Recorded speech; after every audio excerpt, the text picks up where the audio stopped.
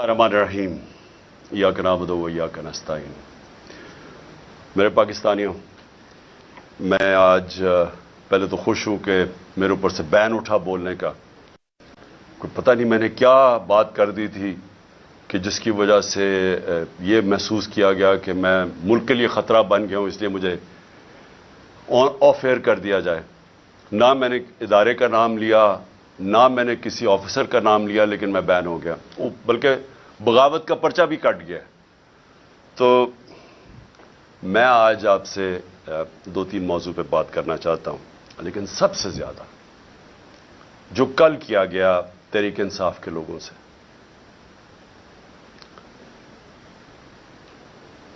Supreme court president को इख्तियार देता है कि आप इलेक्शन की डेट अनाउंस करें। प्रेसिडेंट 30 अप्रैल की डेट अनाउंस कर देते हैं।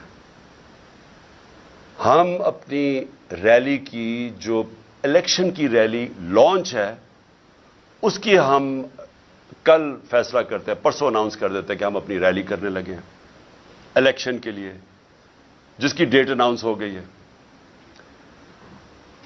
पुलिस के साथ बैठते हैं एक शाम पहले। पुलिस बकायदा सारी जो रूट है रैली की वो अप्रूव करती है। पुलिस के साथ बैठ के तय होता है कि ये हमारी रूट होगी रैली की। अगले दिन हमारे कारकुन आ रहे होते हैं, हमारी रैलीज आ रही होती हैं, जिधर मिलके मैंने ये जमान पाक से निकलना था। एकदम पता चलता है सुबह बैन 144 लग जाता है, यानी रैलीज की इजाजत वापस ले ली जाती है। रास्ते में कंटेनर्स लग जाते हैं, पुलिस की कंटेंजेंट्स आ जाती है, हर जगह पुलिस खड़ी हो जाती है। और फिर चले हम, अब वो वर्कर्स को किसी को तो सुबह पता नहीं था, वो तो रात से प्लान हुआ होता रैलीज। अब जब वो आ रहे होते हैं, जो सबसे ज्यादा तकलीफदेह चीज है कि ये नहीं कि वर्कर्स इनसे कुछ नहीं कर रहे, किसी हमारे कभी वर्कर को इंस्ट्रक्शंस नहीं दी जाती कि पुलिस के साथ कोई फसाद में पड़ो। वर्कर्स वहां आके खड़े हो जाते हैं, जान के वर्कर्स के ऊपर वाटर कैनन्स, वो पुरअमन लोग खड़े हुए हैं, उनके ऊपर वाटर कैनन्स चलनी शुरू हो जाती हैं, जो पुलिस उनके ऊपर चार्ज कर देती है डंडों से। उसके बाद पता चलता है कि आंसू गैस चलनी शुरू हो गई है। अच्छा, हमें यहां मैं इंतजार कर रहा हूं कि वो लोग आएंगे रैलीज के लिए, हम यहां जाने की इंतजार कर रहे हैं, और एकदम ये खबरें आनी शुरू हो जाती है, उधर रोक दिया, फलानी जगह रोक दिया। और फिर आहिस्ता आहिस्ता खबरें आनी शुरू हो जाती हैं कि जी आंसू गैस चल रही है। लेकिन फिर पता चलता है कि पैमरा फिर एक्शन में आ जाती है, और पैमरा फैसला करती है कि पीटीआई की ये दिखाना ही नहीं सब कुछ। तो फिर हमें नहीं पता चल रहा होता। आहिस्ता आहिस्ता सोशल मीडिया से पता चलता है मुझे यहां बैठे कि हो क्या रहा है। और मुझे बड़ी जल्दी समझ आ गई कि ये क्या साजिश चल रही है। साजिश क्या है, जरा सारी कौम समझ जाए कि साजिश क्या है। वो जो बाहर बैठा हुआ मुजरिम जो झूठ बोल के यहां से बाहर भागा हुआ है और दूसरी दफा भगौड़ा बना है, पहले ये मुशर्रफ के दौर में साइन करके गया था कि मैं 10 साल नहीं आऊंगा, और झूठ बोलता रहा कि मेरा कोई एग्रीमेंट नहीं। वो फिर से सेहत के इलाज के बहाने फिर बाहर भाग जाता है। वहां से बैठ के वो कहता है कि लेवल प्लेइंग फील्ड ये है कि इमरान खान को रास्ते से हटाया जाए। इमरान खान इलेक्शन कैंपेन नहीं कर सकता, और लेवल प्लेइंग फील्ड ये है। मैंने चोरी नहीं की इस मुल्क की, मेरी कोई यहां से चोरी करके प्रॉपर्टीज बाहर नहीं, मैं तो बाहर हलाल की कमाई का पैसा प्रॉपर्टी बेच के सब कुछ पाकिस्तान लेके आया हूं, बैंकिंग चैनल्स के थ्रू। पूरी उसकी मनी ट्रेल दी हुई है सुप्रीम कोर्ट को, एक एक पाई का हिसाब दिया है कि मेरा पैसा किधर से आया, मैंने प्रॉपर्टी किधर खरीदी। बनीगाला में सारा रिकॉर्ड अवेलेबल था जो सुप्रीम कोर्ट के सामने पेश किया। ये जो वहां बैठ के नवाज शरीफ लंदन से लेवल प्लेइंग फील्ड की बात कर रहा है, यहां से अरबों रुपया चोरी करके लंदन के सबसे महंगे इलाके में प्रॉपर्टीज लेता है। इसका बेटा अरबों रुपए की प्रॉपर्टी में एक जगह पे रह रहा है, इनका रहन सहन, इनकी गाड़ियां, सारा यहां का पैसा है, और एक रसीद नहीं बता सकता। वो ये कह रहा है कि मेरा और उसका एक ही बात है कि इमरान खान को भी जेल में डालो। اور لگتا یہ ہے کہ اگریمنٹ جو اس نے کی ہوئی ہے وہ اگریمنٹ کے اوپر عمل ہو رہا ہے کہ عمران خان کو اپنے کیمپین نہیں کرنی چاہیے, اس کو جیل میں ڈالنا ہے. اور میں یہ سمجھتا ہوں کہ جو میرے اوپر قاتلانہ حملہ ہوا تھا اس کو پتا تھا. جو وہ تسنیم حیدر جو لندن میں بیٹھ کے اس نے برطانیہ کی پولیس میں رپورٹ دی ہے کہ اس نے کہا تھا کہ عمران خان کا اور ارشد شریف کا قتل ہونا چاہیے. اور وہ وکیل جس نے ریپرزینٹ کیا تھا وہ کنفرم کرتا ہے کہ اس کے سامنے اس نے قتل کی بات کی تھی. اور یہاں بیٹھے ہوئے تھے لوگ جنہوں نے ان کے ساتھ مل کے یہ میرے اوپر قاتلانہ حملہ کیا تھا, جس میں شہباز شریف ہے اور جس میں میں بتا چکا ہوں شہباز شریف اور دوسرا یہ جو رانا ثناء اللہ, یہ سب قاتل ہیں. اور پھر ڈرٹی ہیری. تو میں سوال یہ پوچھتا ہوں کہ کیا یہ ملک چل رہا ہے اس آدمی کے کہنے پہ, منی لانڈرر, مجرم, سزا یافتہ, جھوٹ کے اوپر بھاگا ہوا, کہ عمران خان کو آپ نے کیمپین نہیں کرنے دینی. تو یہ پہلا قدم تھا اس کا. جب مجھے سازش کی سمجھ آ گئی کہ یہ ہمیں اکسا رہے ہیں, فوری طور پہ میں نے, کیونکہ مجھے ٹی وی پہ تو بین کیا ہوا تھا, میں نے سوشل میڈیا پہ کہا کہ ہم سارے کارکنوں کو کہا کہ اب آپ واپس چلے جائیں. ہم نے ریلی کینسل کر دی. کیوں ریلی کینسل کی؟ کیونکہ مجھے سمجھ آ گئی تھی کہ یہ آپ تصادم چاہتے ہیں اور یہ میرے اوپر ڈالنا تھا کہ عمران خان نے یہ سارا کچھ کروا دیا. تو میں نے ریلی کینسل کر دی. لیکن مجھے تب تک پوری طرح علم نہیں تھا کہ ہوا کیا ہے. آہستہ آہستہ ہمیں خبریں آنی شروع ہوئیں کہ انہوں نے کس قسم کا ظلم کیا. میں یہ چاہتا ہوں کہ صرف یہ 30-40 سیکنڈ کی یہ ہم نے ایک ویڈیو بنائی ہے, آپ ذرا دیکھیں کہ یہ لگ رہا ہے کہ ان کے اوپر کوئی بہت بڑا یعنی تحریک انصاف کے کارکنوں نے کچھ کیا ہے. یہ ذرا دیکھیں کہ وہاں انہوں نے, پولیس نے کس بے دردی سے جو کیا, یہ دیکھیں پلیز.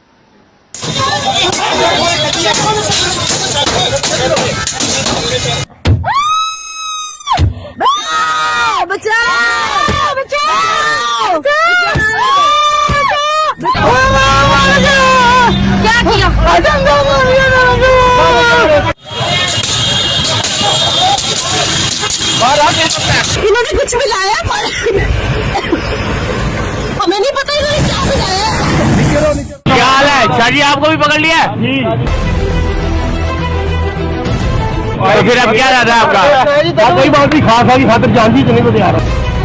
یہ بے گناہ ہمیں پکڑی ہے. یہ دلی شاہ محمود ہے, یہ دیکھیں دلی شاہ. پی ٹی آئی کارکن علی بلال کی موت تشدد سے ہوئی. پوسٹ مارٹم رپورٹ, علی بلال کے جسم پر تشدد کے نشانات تھے.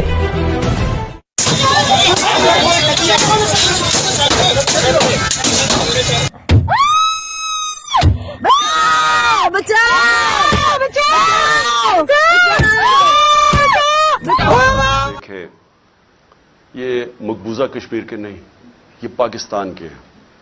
یہ اپنے لوگوں کے اوپر ہو رہا ہے. درجنوں گاڑیاں توڑی. وہ جو خاص طور پہ تکلیف دہ چیز سب پاکستانیوں کے لیے ہے کہ وہاں عورتیں بیٹھی ہوئی ہیں گاڑی میں, ان کے سامنے وہ ان کی حالت دیکھیں کہ کوئی بھی شریف لوگ جا رہے ہیں اور ان کے آپ پولیس حملہ کر رہی ہے اور ڈنڈے مار کے شیشے توڑ رہی ہے. ان کے حال دیکھیں. یہ کوئی لڑنے نہیں آئے تھے لوگ, ایک پرامن ریلی میں شرکت کرنے آئے تھے. اور اس کے بعد جو انہوں نے ذل شاہ جو علی بلال سے کیا, مجھے تو آہستہ آہستہ ساری رات پھر مجھے لوگوں نے ویڈیوز بھیجی اس کی کہ وہ ایک اسپیشل چائلڈ تھا. اس کے والد سے میری ملاقات ہوئی, پتہ چلا کہ وہ اسپیشل چائلڈ تھے لیکن وہ ایک دیوانہ تھا. تو اس کو سوچیں کہ جس بے دردی سے اسے قتل کیا گیا, جھوٹ بولا گیا کہ نہیں جی یہ تو کوئی پرانی, جب اس کو اٹھا کے پولیس لے کے جا رہی تھی, آئی وٹنسز سامنے ہیں, سب کو پتا کیا ہوا. اس کو اٹھا کے لے کے گئے اور اس کو جب قتل کیا اس کی سڑک کے اوپر اس کی لاش پھینک دی. ایک ڈرائیور نے اس کو اٹھا کے سروسز ہاسپٹل لے کے گیا. یعنی کون اپنے لوگوں سے یہ کرتا ہے؟ کون؟ جرم کیا تھا اس کا؟ اور وہ جو ذل شاہ تھا, یہاں ساری شام میرے گھر کے باہر بیٹھا رہتا تھا, سارے لوگ اس کو پسند کرتے تھے. وہ ایک ایسا انسان تھا، یعنی وہ کسی کا کوئی بگاڑ ہی نہیں سکتا تھا. مجھے صبح کے 5 بجے آوازیں آتی تھیں اس کی باہر سے، عمران خان کو وہ آوازیں دے رہا ہوتا تھا. اور مجھے افسوس یہ ہے کہ مجھے موقع ہی نہیں ملا اس کو ملنے کا. مجھے صرف ویڈیو سے پتہ چلا اس کا. اور تکلیف دہ چیز یہ ہے کہ اس طرح کے آدمی کو انہوں نے قتل کر کے سڑک پہ پھینک دیا، اور پھر 302 یعنی اس کے قتل کا مقدمہ میرے پہ ڈال دیا ہے. 2 اور مقدمے ڈال دیے. میرے اب تقریباً 78 کیسز ہو گئے میرے اوپر، اس کا قتل کا بھی ڈال دیا. یہ ہے پاکستان میں اس وقت حالات. مجرموں نے ملک کو سنبھالا ہوا ہے. قاتل، چور، منی لانڈررز، ڈاکو، جھوٹ بولنے والے، سارا پیسہ باہر پڑا ان کا. پاکستان میں ان کو کچھ، پاکستان تو لوٹنے آتے ہیں. یہ علاج ان کے باہر، سرجریز ان کی باہر، عیدیں ان کی، شاپنگ ان کے باہر، بزنسز ان کی باہر. یہ صرف ملک لوٹنے کے لیے آتے ہیں اور ان کو کوئی فرق نہیں پڑتا کہ اگر ملک کا دیوالیہ نکل رہا ہے.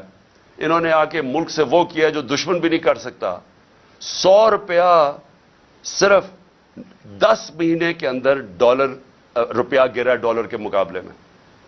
اس کا کیا امپیکٹ آئے گا؟ ابھی مہنگائی کی جو لہر آئے گی، جو لوگوں میں غربت کی لکیر کے نیچے جائیں گے، جو ایسٹیمیٹ کیا جاتا ہے کہ کروڑ لوگ غربت کی لکیر سے نیچے چلے گئے ہیں، ان کو کیا فرق پڑتا ہے؟ ان کے تو ڈالرز میں پیسے اضافہ ہو گیا.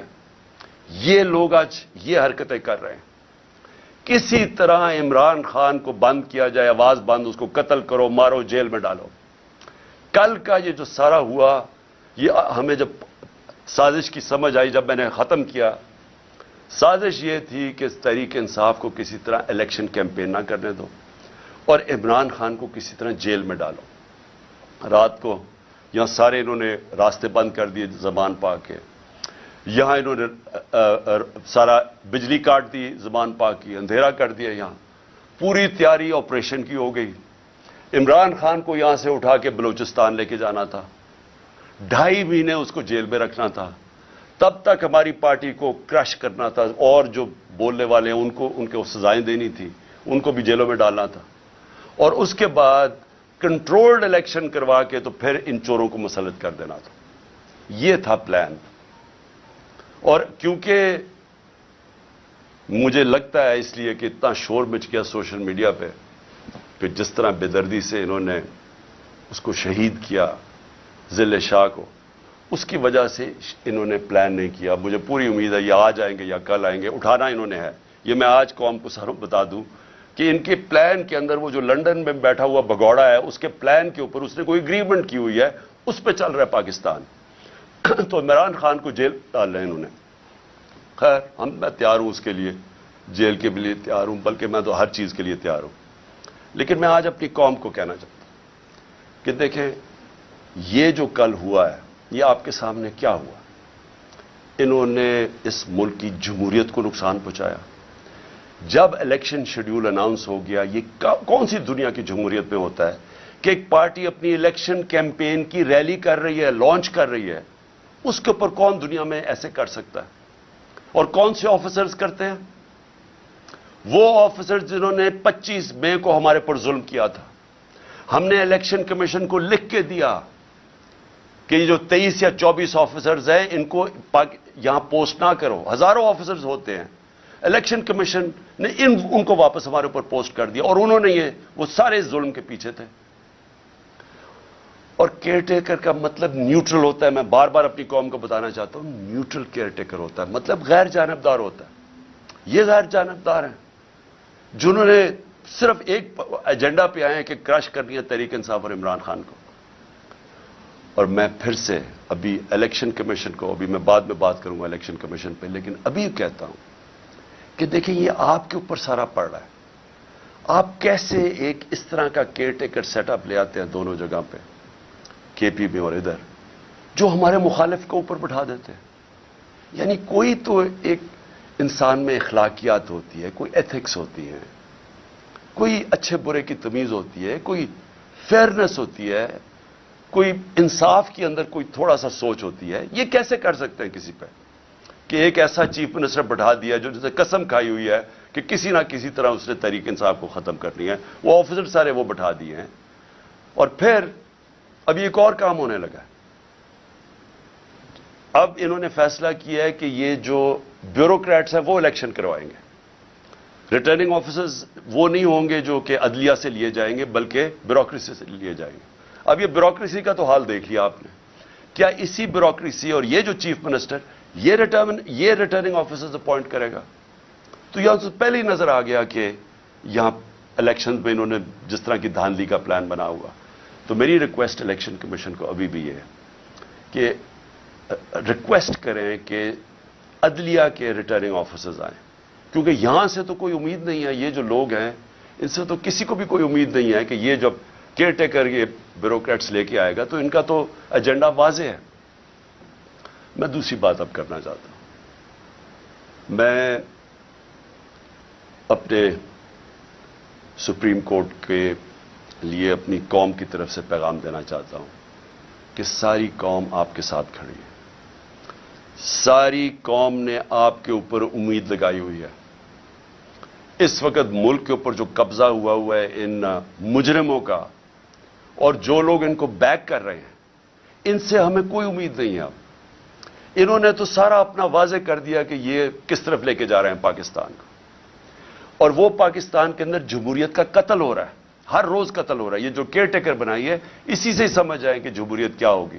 وہی بتائیں جو کل ایک الیکشن ریلی کے اوپر جو انہوں نے تشدد کیا ہے, تو آپ کو تو پتہ چل جانا چاہیے کہ یہ جو سارے مل کے کر کیا رہے ہیں.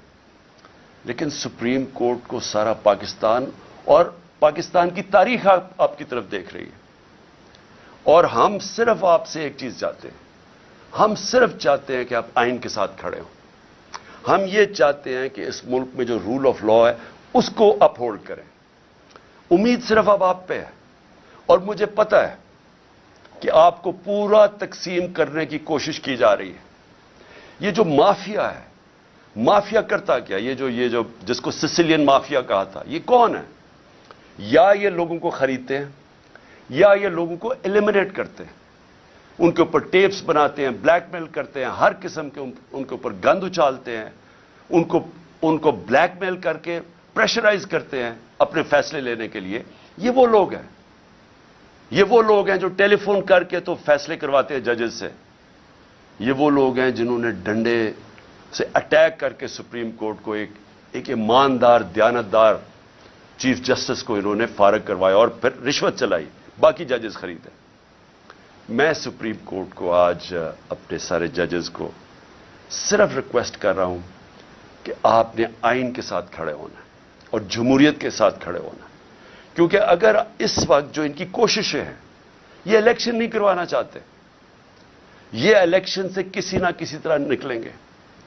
یہ قتل کروائیں گے لوگوں کو, یہ بڑے ناموں کو قتل کروائیں گے, دھماکے کروائیں گے صرف الیکشن سے نکلنے کے لیے. یہ ہر بہانہ استعمال کریں گے کہ جی پیسے نہیں ہیں تو پتہ نہیں کیا سینسس ہو گیا تو یہ ہو گیا. یہ ہر چیز استعمال کریں گے کسی نہ کسی طرح الیکشن سے نکلنے کے لیے, کیونکہ الیکشن میں ان کی موت ہے. ان کو پتہ ہے کہ پاکستانی قوم ان سے متنفر ہو چکی ہے, وہ ان کے خلاف کھڑی ہو گئی ہے. سارے بائی الیکشن میں واضح ہو گیا کہ یہ دھاندلی کے باوجود, ساری مشینری استعمال کرنے کے باوجود یہ نہیں جیت سکتے. اس لیے یہ الیکشن سے بھاگ رہے ہیں. اور مجھے خوف یہ ہے کہ یہ کسی نہ کسی طرح یہ مافیا عدلیہ کے اندر پھوٹ ڈال کے اس کو تقسیم کر کے یہ کوشش کریں گے الیکشن سے نکلنے کے لیے. میں اس لیے اپنے سپریم کورٹ کو کہنا چاہتا ہوں کہ اس وقت آپ کی یونٹی کی ضرورت ہے. آپ متحد ہو کے پاکستان کے آئین کے ساتھ کھڑے ہو. 5 کے 5 ججز نے کہا تھا کہ 90 دن میں الیکشنز ہونے چاہیے. اب پختونخوا میں دیکھ لیں, گورنر صاحب کہہ رہے ہیں کہ جناب وہ الیکشنز ڈیلے کرنے کے چکر میں ابھی تک انہوں نے اناؤنس نہیں کیا. اور جبکہ سب کو پتا ہے کہ اب ہمارے پاس ٹائم جو ٹائم تھا الیکشن کروانے کا وہ کم ہوتا جا, ہم آگے نکل گئے. 30 اپریل جانا بھی غلط تھا کیونکہ آئین تو اجازت نہیں دیتا تھا, لیکن کیونکہ انہوں نے جان کے سیبوٹاج کرنے کی کوشش کی 30 اپریل دینی پڑی. تو یہ اس سے بھی آگے جانے کی کوشش کر رہے ہیں. اس لیے میں اپنی عدلیہ کے ساتھ عدلیہ کو صرف قوم کی طرف سے پیغام دینا چاہتا ہوں. قوم آپ کے ساتھ کھڑی ہے. قوم وہ اور ہم وہ لوگ ہیں جو صرف اور صرف آپ سے انصاف چاہتے ہیں, آپ سے جو اس ملک کا آئین ہے اس کی دفاع چاہتے ہیں.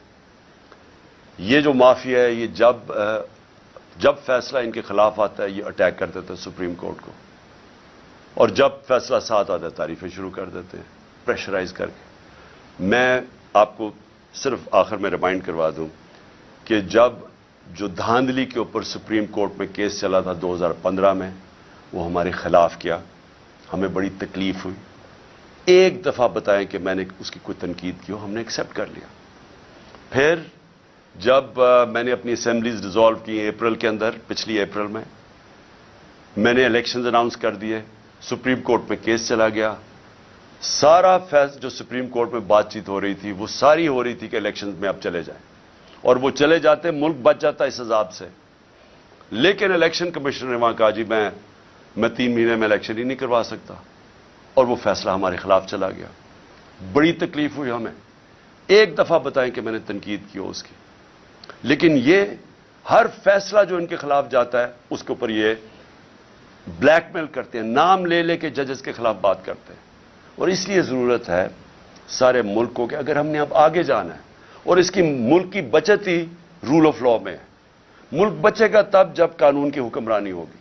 وہ اس کی دفاع کرنی ہے سپریم کورٹ نے, اور ہم صرف آپ سے اپیل کر سکتے ہیں کہ یہ آپ کو ہر پریشر ڈالیں گے, ہر وہ نامعلوم افراد سے پریشر آئے گا, ان چوروں سے آئے گا, یہ رشوت بھی یہ ان کو خریدتے بھی ہیں. میں آپ سے ریکویسٹ کروں گا کہ قوم ساری آپ کی طرف دیکھ رہی ہے, اور ہم صرف چاہتے ہیں کہ جو سب نے کہا تھا آئین کے اندر 90 دن میں الیکشنز, اس کے ساتھ آپ کو پوری طرح کھڑا ہونا چاہیے. اب میں الیکشن کمیشن کے اوپر آپ تیسری بات کرنا چاہتا ہوں. دیکھیں الیکشن کمیشن, مجھے جتنی تکلیف الیکشن کمیشن سے ہے کسی کو نہیں ہے. انہوں نے میرے اوپر, آپ نے ایلیگیشن لگائی توشہ خانہ کی. میں آج رائٹنگ میں دیتا ہوں سب کے سامنے, جس وقت یہ عدالت میں جائے گی یہ توشہ خانہ کیس باہر پھینکا جائے گا, کیونکہ مجھے پتا ہے میں نے کوئی چیز غیر قانونی نہیں کی. جو 70 سال سے پاکستان کا قانون ہے اس کے اوپر چلاؤں, سب کچھ ڈکلیئرڈ ہے, اس کے اوپر ٹیکس دیا ہوا ہے, سارا کچھ سارا ریکارڈ میں اویلیبل ہے. لیکن مجھے پتا ہے کہ اگر یہ توشہ خانہ کیوں یہ چھپ رہے ہیں, بتا نہیں رہے کہ جی باقی لوگوں کے توشہ خانہ میں کیا ان کی تھی. جس وقت وہ سامنے آئے گا قوم کو پتہ چلے گا کہ توشہ خانہ میں باقی لوگوں نے کیا کیا ہے. باقی حکم جو پرائم منسٹرز تھے, جو پریزیڈنٹس تھے, جو آرمی چیفز تھے, یہ کیا کرتے رہے توشہ خانہ کی گفٹ سے. وہ انشاءاللہ اگر یہ پورا کیس کھلے تاکہ پتہ تو چلے لوگوں کو توشہ خانہ کیا ہے. تو مجھے بڑی تکلیف ہے کہ میرے اوپر انہوں نے, کردار کے اوپر انہوں نے یہ جو اٹھایا ہے الیکشن کمیشن نے. اور پھر فورن فنڈنگ, یہ بھی ہمیں گھسیٹا ہے میڈیا ٹرائل کے تھرو. پتہ چلا وہ فورن فنڈنگ ہی نہیں ہے, اب پتہ چلے پروہیبٹو فنڈنگ ہے. لیکن اگر آپ نے یہ کرنا ہی تھا, ہمارے کیسز سب کے سامنے ہیں, بکس ساری قوم کے سامنے ہے, لیکن ان دو پارٹیز کی کیوں نہیں سامنے لے کے آ رہے تاکہ پتہ تو چلے کہ انہوں نے فنڈنگ کدھر سے کرتے ہیں. تو مجھے تکلیف اس کی ہے. لیکن ملک کی خاطر, جس طرح میں نے کہا کہ میں اپنے قاتلوں کو جنہوں نے قتل کرنے کو ان کو بھی معاف کرنے کے لیے تیار ہوں. میں الیکشن کمیشن کو بھی سب کچھ جو مجھے ذاتی طور پہ تکلیف اور ہماری پارٹی کو اس کو بھی معاف کر دیتے. لیکن اس وقت قوم کی ضرورت ہے. اگر ہم نے اس ملک کو دلدل سے نکالنا ہے, الیکشن کمیشن کو فری اینڈ فیئر الیکشنز کروانا بہت ضروری ہے. اگر یہ نہ ہوا یا انتشار ہوگا. میں آپ کو بتا رہا ہوں کہ اگر یہاں اس الیکشن کو صحیح طرح نہ کروایا گیا, اور اس میں جس طرح کی دھاندلی پلان کی جا رہی ہے, یہ جو کیئر ٹیکر ہی ہے یہی دھاندلی ہے. کیونکہ کیئر ٹیکر تو ہوتا ہے غیر جانبدار, یہ تو بالکل دشمنوں کو اوپر بٹھا دیا. تو یہی دھاندلی ہے. اور اس کے بعد جو بھی قدم ہے, جو پلاننگ ہو رہی ہے, میری صرف آپ کو اپنی قوم کی طرف سے کہ آپ کو اس وقت فری اینڈ فیئر الیکشنز کروانا چاہیے. اور کسی صورت پہلے یہ جو غلط کیئر ٹیکر اپوائنٹ کے, ان کے ذریعے ریٹرننگ آفیسرز ان کی بیوروکریسی پہ نہیں بلکہ जुडिशरी से मांगनी चाहिए, जो अदलिया से हमारे रिटर्निंग ऑफिसर्स हैं उनको अपॉइंट करना चाहिए। और फिर आखिर में मैं अपनी कौम को एक पैगाम देना चाहता हूं।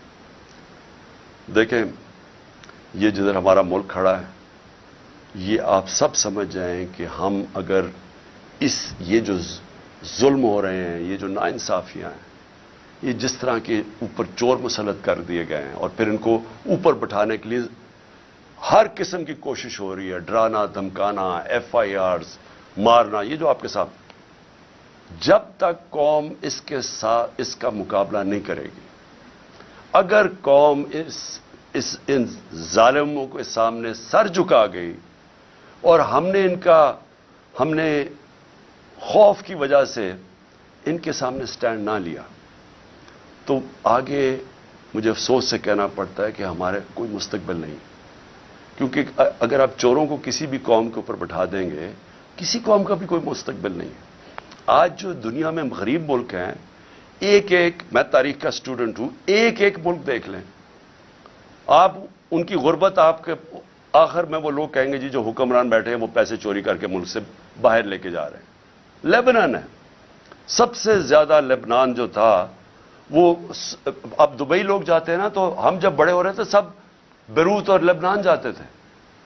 आज लेबनान का दिवालिया निकल गया। लोगों से पूछें, उनके ऊपर करप्ट लोग बैठ गए आके, वो कहते हैं करप्शन में मसला था। नाइजीरिया सबसे ज्यादा तेल है अफ्रीका के अंदर, तेल के जखीरे पे बैठा है, गुर्बत की इंतहा है, वहां ऊपर पैसे चोरी करके नाइजीरिया की दौलत मुल्क से बाहर जा रही है, जो हमारे साथ हो रहा है। तो मैं कौम को कहता हूं कि ये लोग रह गए जिनका स्टेक ही पाकिस्तान में नहीं है, आपका कोई मुस्तकबिल ही नहीं। तो पहले तो मैं अपनी वकला कम्युनिटी को कहना चाहता हूं, देखिए, पाकिस्तान की वकला बरादरी के ऊपर सबसे ज्यादा जिम्मेदारी आ गई है। ये जो सुप्रीम कोर्ट को तकसीम करना, ये जो आइन की धज्जियां उड़ाना, ये जो हर किस्म का हरबा इस्तेमाल करना कि किसी तरह इलेक्शन से निकल जाओ, ये वक्त है कि जो वकला, सारे वकला को अपने सियासी इख्तलाफात दूर करके सबको इकट्ठा होना चाहिए कानून की हुक्मरानी के लिए। आपने पाकिस्तान की तारीख बदली थी जब वकला कम्युनिटी सारी खड़ी हो गई चीफ जस्टिस की बहाली में, तो जिसमें मैंने भी शिरकत की। मैं जेल में भी गया, पहली दफा मैं जेल, और एक ही दफा जेल में गया हूं, तब दूसरी की तैयारी कर रहा हूं अभी, तो मैं जेल में भी गया सिर्फ अपनी एक आजाद अदलिया के लिए और एक रूल ऑफ लॉ के लिए। और हमारी पार्टी छोटी सी थी, पूरी तरह शिरकत की। तो मुझे तब याद है कि जब वकला की मैंने जज्बा देखा, इनका जो इनकी दिलेरी मैंने देखी और जो कमिटमेंट थी रूल ऑफ लॉ के लिए, मैंने वो अपनी आंखों के से देखी है।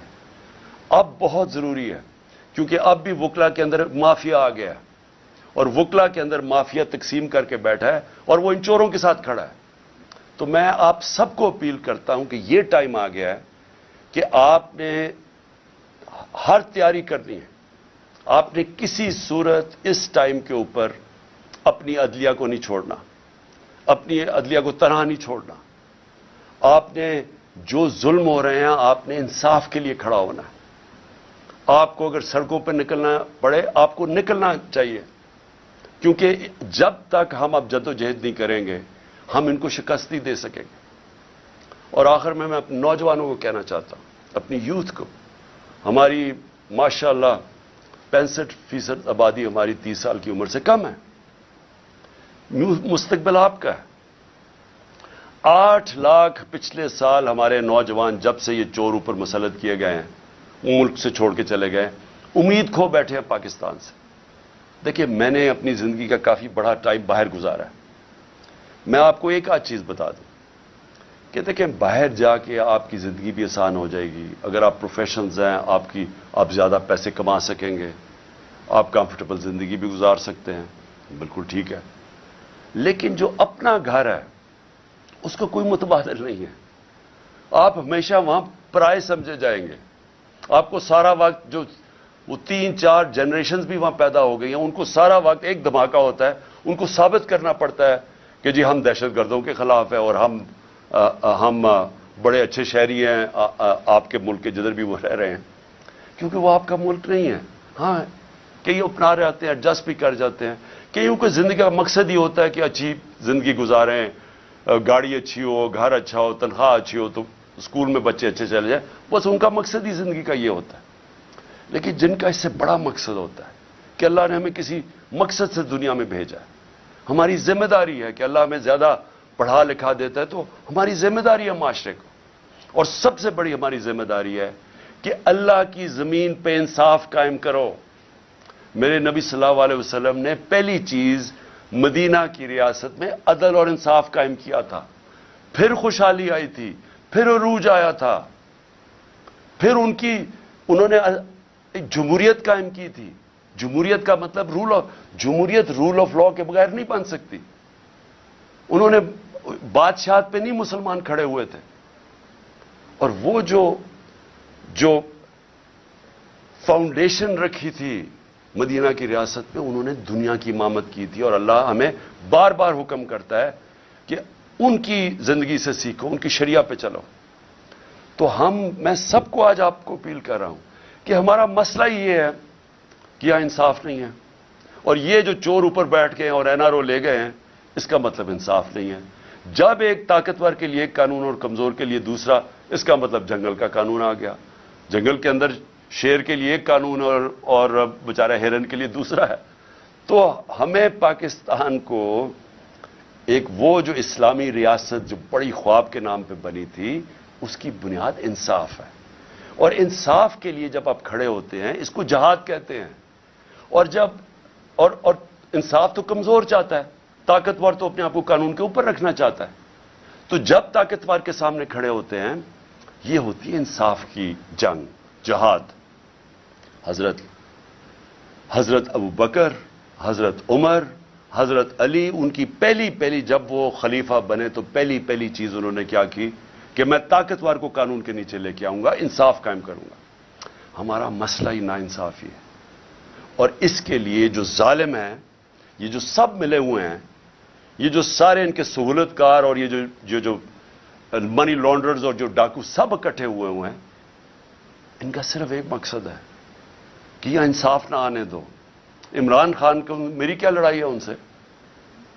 لڑائی یہ ہے کہ یہ وہ چیز کہہ رہا ہے کہ اس ملک میں اگر انصاف آیا تو جو ہم یہاں عیاشیاں کرتے ہیں, پیسہ چوری کر کے باہر, بڑے بڑے گھر, قانون سے ہم اوپر, یہ اس سے ڈرے ہوئے ہیں.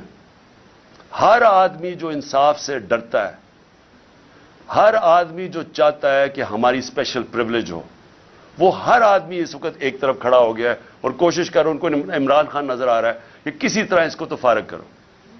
دیکھیں, مجھے نہ جب میں پالیٹکس میں آیا تھا 26 سال پہلے, میں جب موت کا خوف کے اوپر قابو پا چکا تھا, اللہ میں ایمان آ چکا تھا, لا الہ الا اللہ کا مطلب سمجھ چکا تھا کہ اللہ نے فیصلہ کرنے جب دنیا سے جانے.